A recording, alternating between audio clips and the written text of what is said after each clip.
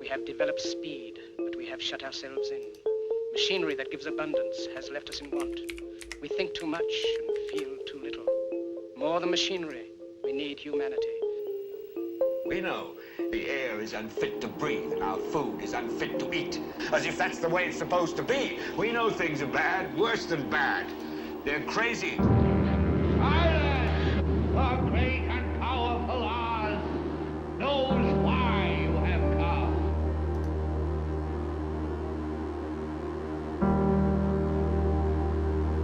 You've got to say, I'm a human being. God damn it! My life has value. You have meddled with the primal forces of nature. Don't give yourselves to brutes. Men who despise you, enslave you, who regiment your lives, tell you what to do, what to think, or what to feel, who drill you, diet you, treat you like cattle, use you as cannon fodder. Don't give yourselves to these unnatural men with machine minds and machine hearts.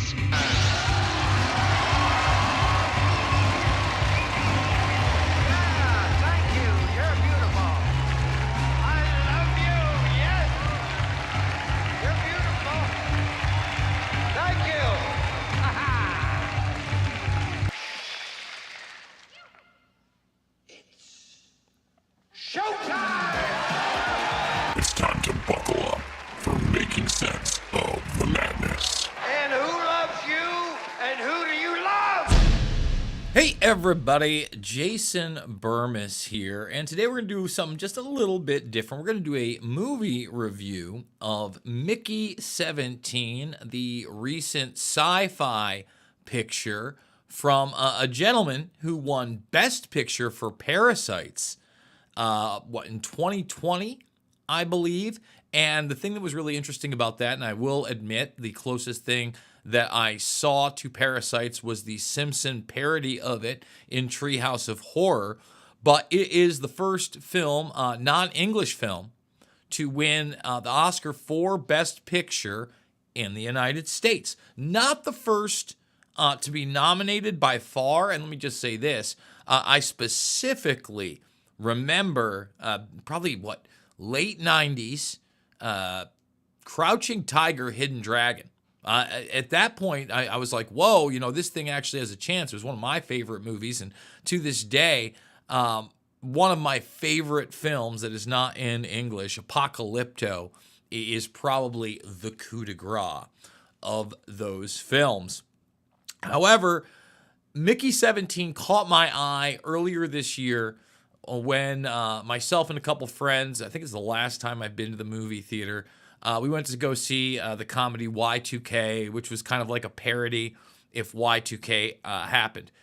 And in the trailer for this thing, you're essentially introduced to the quote-unquote 17th iteration of Mickey, a person who signed up to basically become what they call as an expendable, that will be regenerated over and over and over again, not only on this space journey, this mega space journey of human beings going to colonize a planet, but it's essentially the entire mission, even when they are also on the planet. So this guy is treated as less than human. So that right off the bat got me interested because, number one, it's kind of the farce of space travel. That's a big thing, that we talk about, these mega ships. But then the idea that you're going to be able to upload your consciousness and live through forever, regenerating a biological you. Obviously, a lot of the transhumanist stuff that we cover goes well beyond that into other realms, and even some of that is hinted in the film. So before we go any further, I do want to say that there are going to be some minor spoilers in this film, or in this review. So if that's an issue and you want to go watch the movie first, I totally get it. I would say the movie is worth watching.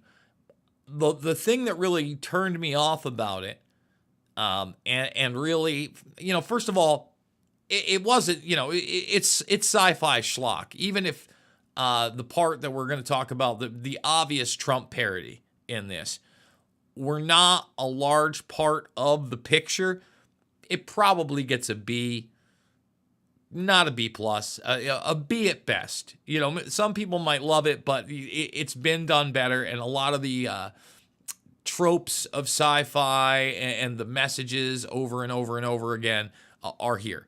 But the big thing that bothered me in this is that the main villain protagonist, played by Mark Ruffalo, is a clear parody of Trump.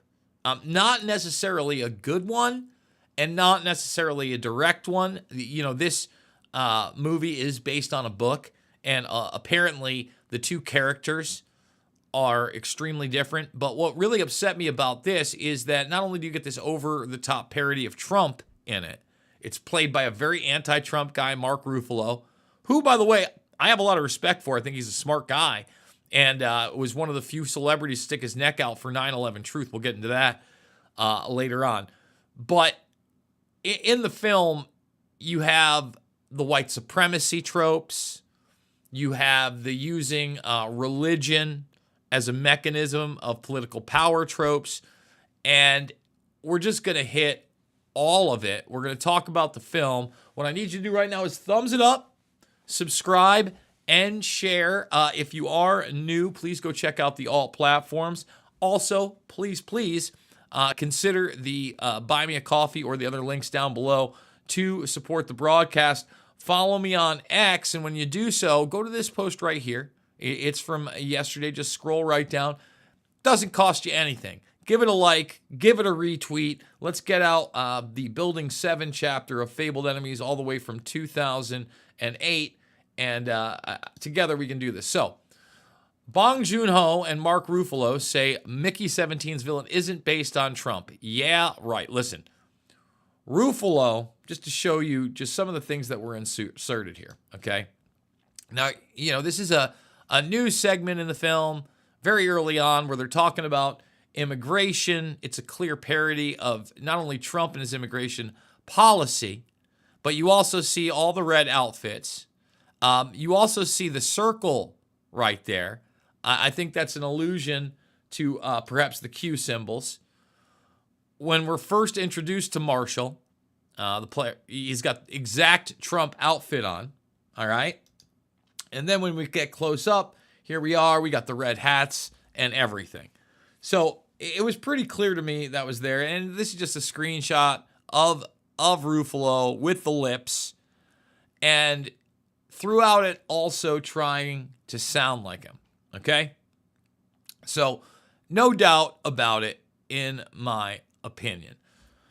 What I want to talk about now is the film. So, first and foremost, the positives of the film.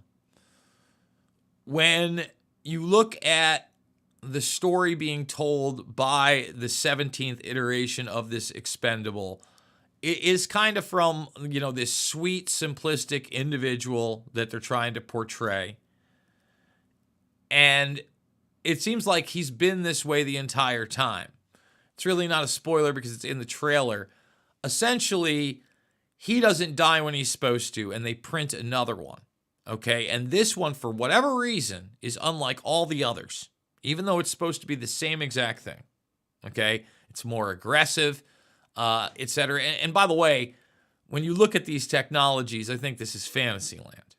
In fact, they even, when they talk about hard drives, they even have a parody of a like brick-like device that they call the brick that stores your memories and how it is utilized in order to redirect those memories after it's been uploaded, you know, right up to the very moment of death, essentially. Is supposedly how it works. They don't really explain it, but I will give them this, and this is a big spoiler for later on in the film. When they start talking about the people that invented this technology, they actually get into how one of the creators of it, okay, he's a serial killer. And the way he's able to do this, you know, spoiler again, is that he's utilized this technology and printed several of himself so he will have an alibi while he goes and he murders homeless people.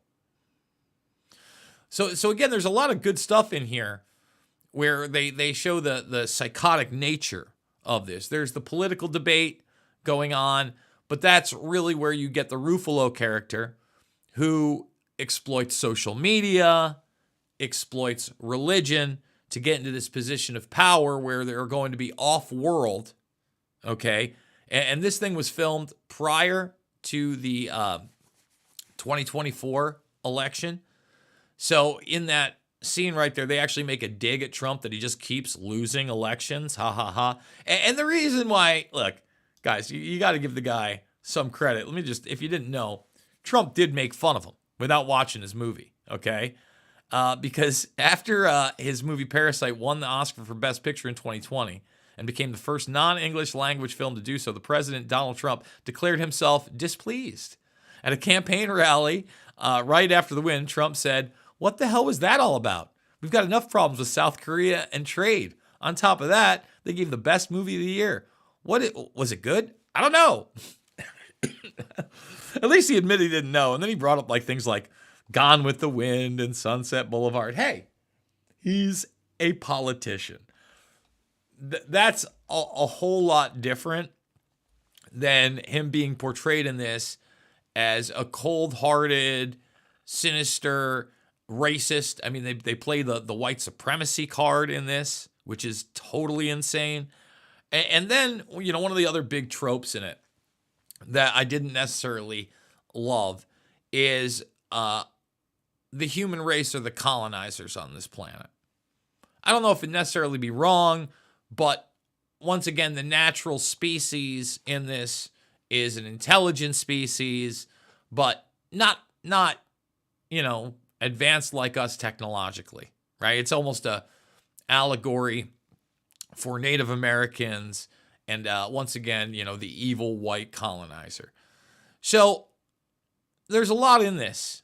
You know, again, spoiler alert, they are making commentary, I would say, that is negative to the idea that we should play God and just have print human beings, right? And clones and all these other things. I think that's a positive thing. There's also something else that's snuck in there.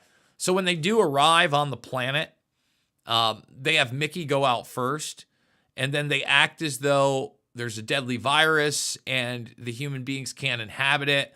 So they're constantly experimenting on them to try to create a vaccine, which they do, so that all the humans on the ship can go onto the planet. And later on, it's kind of alluded to in a one-liner that what they were really doing is they weren't creating the vaccine necessarily for everybody there, although they don't say that. So maybe it was a dual purpose. But they were developing a weapon. And they then test that weapon out. So, you know, maybe you want to wait for it to come down in price or to your favorite streaming service that you're already paying a fee for and you don't want to go rent it on Xbox or whatever stick you have of your smart TV. Probably worth a watch. The acting is pretty good. Ruffalo does deliver an over-the-top performance. But again, I want to remind people, Ruffalo, you know, they attacked him for testifying to Congress on science. Why? Because he questioned 9/11. So this further iterates to me and should reiterate to you that none of this stuff is really about left or right. It's always about right and wrong. Once again, $5, $10, $15, it does mean the world to me. I hope that you enjoyed this little movie review and you check out not only the other videos out there, but the documentary films that are free. Loose Change Final Cut, Invisible Empire, A New World Order Defined, Fabled Enemies, and Shade the Motion Picture. I love you guys. We will see